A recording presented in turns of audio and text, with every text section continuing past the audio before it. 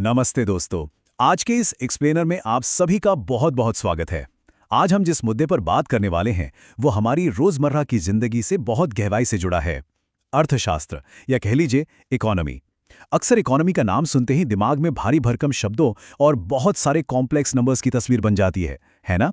लेकिन आज हम इससे बिल्कुल बुनियादी स्तर से डिकोड करने जा रहे हैं। अर्थव्यवस्था के बेसिक बिल्डिंग ब्लॉक्स से लेकर भारत की पूरी हिस्टोरिकल जर्नी तक हर एक चीज को इतने आसान और मजेदार तरीके से समझेंगे कि ये कंसेप्ट्स हमेशा के लिए आपके दिमाग में सेट हो जाएंगे। तो चलिए सीधा शुरू करते हैं। आज का हमारा रोड मैप कुछ ऐसा रहेगा। सबसे पहले हम समझेंगे कि ये अर्थव्यवस्था आखिर होती क्या है। फिर हम इसके 3 प्रमुख सेक्टर्स को जानेंगे। उसके बाद हम देखेंगे कि किसी देश के असली विकास को नापते कैसे हैं। फिर हम भारत के आर्थिक इतिहास के पन्नों को पलटेंगे और अंत में बात करेंगे कि भारत अपने फ्यूचर की प्लानिंग कैसे कर रहा है। माइक्रो से लेकर मैक्रो तक पूरा सफर तय करेंगे। तो आइए अपने सबसे पहले और एकदम बेसिक सवाल से शुरुआत करते हैं। आखिर एक अर्थव्यवस्था या इकोनॉमी होती क्या है? देखिए, इसे समझने के लिए ना हमें इंसानी गतिविधियों को समझना होगा। हम दिन भर में बहुत से काम करते हैं, लेकिन अर्थशास्त्र की नज़र में हर काम आर्थिक गतिविधि नहीं होता। इसे ऐसे समझिए, जब एक माँ घर पर अपने बच्चों के लिए खाना बनाती है तो वो प्यार और अपनेपन से बनाती है। इसके लिए उसे कोई सैलरी नहीं मिलती। ये एक अनार्थिक क्रिया है। लेकिन वही माँ अगर किसी रेस्टोरेंट में शेफ है और वहाँ खाना बनाती है तो वो उसकी आजीविका है, उसका रोजगार है। यही वो फर्क है। जो काम हम पैसा कमाने या जीविकोपार्जन के लिए करते हैं, जैसे खेती, नौकरी या बिजनेस, बस वही आर्थिक क्रियाएं हमारी अर्थव्यवस्था की नींव रखती हैं। अब जब हम इन आर्थिक गतिविधियों को बड़े पैमाने पर देखते हैं तो एक पूरा सिस्टम बन जाता है। इस सिस्टम के मुख्यतः 3 स्टेप्स होते हैं। पहला है प्रोडक्शन, यानी चीज़ों को बनाना। दूसरा है डिस्ट्रीब्यूशन, यानी उन बनी हुई चीज़ों को बाजार में लोगों तक पहुंचाना। और तीसरा है कंजम्पशन, यानी उन चीज़ों का हम और आप द्वारा इस्तेमाल किया जाना। ये कोई रॉकेट साइंस नहीं है दोस्तों, बस इन्हीं 3 कदमों का लगातार चलना ही किसी भी अर्थव्यवस्था को जिंदा रखता है। अब हर देश का अपना अलग तरीका होता है इन चीज़ों को मैनेज करने का। दुनिया भर में मेनली 3 तरह की अर्थव्यवस्थाएं पाई जाती हैं। पहली कैपिटलिस्ट, यानी पूंजीवादी, जहां सब कुछ प्राइवेट हाथों में होता है और मेन मोटिव सिर्फ प्रॉफिट कमाना होता है, जैसे अमेरिका। दूसरी होती है सोशलिस्ट, यानी समाजवादी, जहां सब कुछ सरकार के कंट्रोल में होता है और लक्ष्य लोगों का कल्याण होता है, जैसे चीन या पुराना सोवियत संघ। और तीसरी है मिक्स्ड इकोनॉमी, और यहीं आता है अपना इंडिया। भारत ने इसी मिश्रित मॉडल को अपनाया है, जहां पब्लिक और प्राइवेट सेक्टर दोनों मिलकर विकास के पहिए को आगे बढ़ाते हैं। ठीक है, अब आते हैं एक और बहुत ही दिलचस्प पहलू पर, अर्थव्यवस्था के 3 प्रमुख क्षेत्र। इमेजिन कीजिए कि किसी देश की अर्थव्यवस्था एक बहुत बड़ा सा इंजन है। इस इंजन को चलाने के लिए 3 जरूरी गियर्स होते हैं।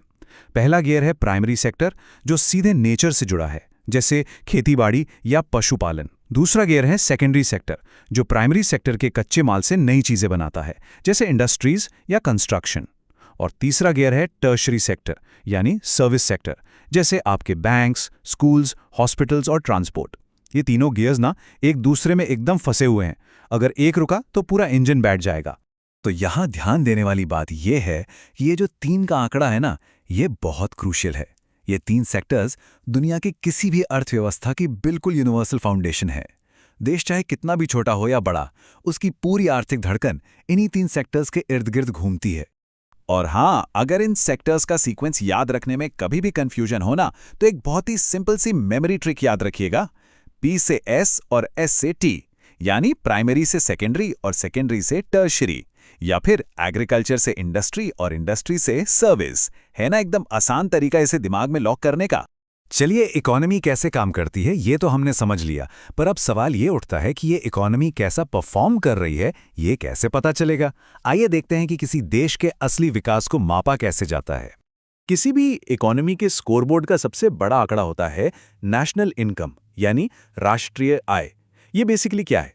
एक साल के अंदर देश में जितने भी गुड्स और सर्विसेज प्रोड्यूस हुए हैं, उन सब की टोटल वैल्यू।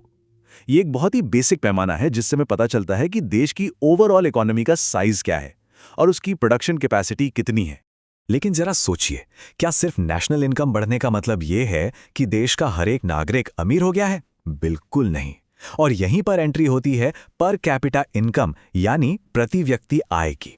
जब हम टोटल नेशनल इनकम को देश की कुल जनसंख्या से डिवाइड करते हैं, तब हमें असलियत पता चलती है।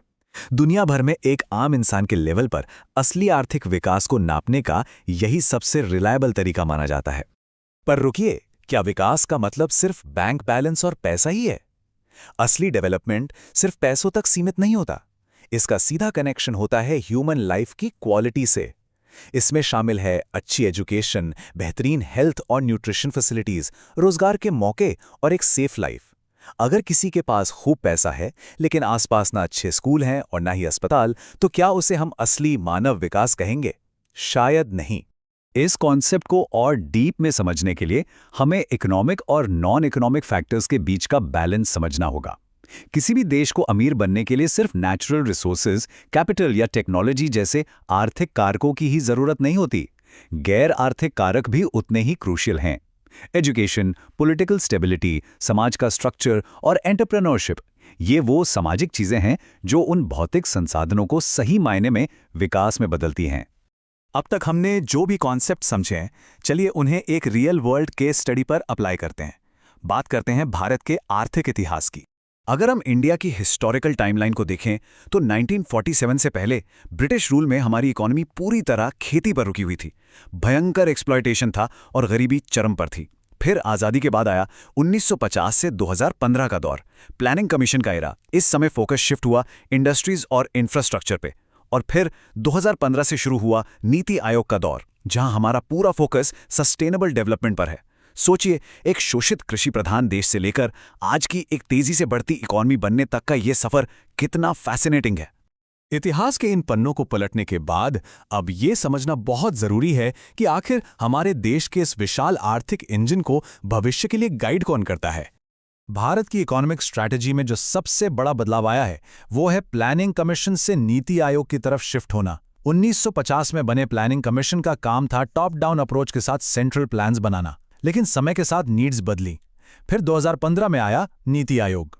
इसका लक्ष्य सिर्फ सेंटर से प्लान्स थोपना नहीं है, बल्कि कोऑपरेटिव फेडरलिज्म यानी राज्यों के साथ मिलकर सस्टेनेबल डेवलपमेंट को बढ़ावा देना है। ये पुराने सेंट्रलाइज्ड मॉडल से एक बहुत ही मॉडर्न और कोलैबोरेटिव सिस्टम की तरफ एक बड़ा कदम है। चलिए अब थोड़ी ग्राउंड रियलिटी की बात करते हैं और एक रीजनल चैलेंज को देखते हैं। अभी हमने डेवलपमेंट के फैक्टर्स की बात की थी ना, अब देखिए कि जब वो फैक्टर्स मिसिंग होते हैं तो क्या होता है। बिहार का ही उदाहरण लेते हैं। एजुकेशन की कमी, बहुत ज्यादा बेरोजगारी और गरीबी, इंडस्ट्रीज में कम इन्वेस्टमेंट और कमजोर बेसिक इंफ्रास्ट्रक्चर, ये सब साफ दिखाते हैं कि जब आर्थिक और गैर आर्थिक दोनों फैक्टर्स एक साथ कमजोर पड़ जाते हैं तो पूरे के पूरे स्टेट का विकास कैसे अटक सकता है। और इस रुकावट का एक बहुत ही मेजर कारण है तेजी से बढ़ती हुई जनसंख्या। इसका एक पूरा डोमिनोज इफेक्ट होता है। देखिए, सबसे पहले पॉपुलेशन तेजी से बढ़ती है। अब रिसोर्सेज तो लिमिटेड हैं, तो इसका सीधा असर पड़ता है हमारी पर कैपिटा इनकम पर, जो गिरने लगती है। इनकम गिरती है तो बेरोजगारी और गरीबी बढ़ जाती है। और अल्टीमेटली चौथा स्टेप ये होता है कि पूरे एरिया का डेवलपमेंट एकदम स्लो हो जाता है। ये पूरी की पूरी एक चेन रिएक्शन है।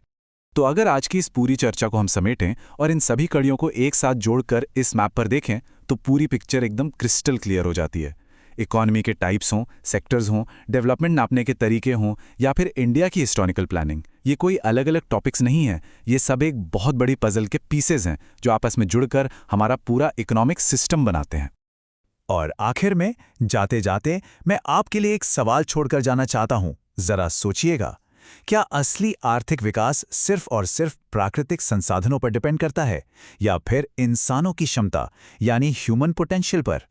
आज के इस एक्सप्लेनर से एक बात तो साफ हो गई है कि पैसा और मशीनें जरूरी तो हैं, लेकिन एजुकेशन, हेल्थ और सही नीतियां ही ये तय करती हैं कि कोई देश कहां तक जाएगा। भविष्य में इस ह्यूमन कैपिटल का रोल क्या होने वाला है, इस पर जरूर विचार कीजिएगा। उम्मीद है अर्थशास्त्र की ये बेसिक्स आपको अच्छे से समझ आए होंगे। इस एक्सप्लेनर में हमारे साथ जुड़े रहने के लिए बहुत बहुत धन्यवाद।